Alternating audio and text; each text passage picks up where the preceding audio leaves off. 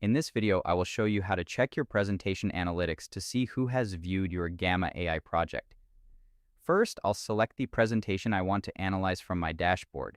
Once it opens, I'll navigate to the top right corner, click on the three dots, and select Analytics.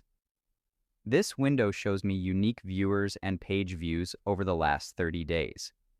To see the specific accounts that have accessed my deck, I'll click the Everyone drop-down menu and switch it to Viewers Only. Now, I can see the individual accounts when they last opened the file and their progress through the slides. Next, I'll move to the Card Engagement tab.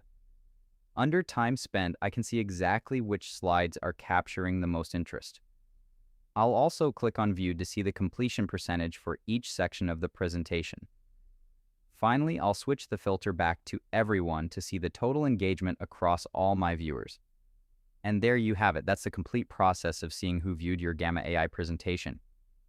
If you found this walkthrough helpful, please consider liking the video and subscribing for more quick tips and tutorials.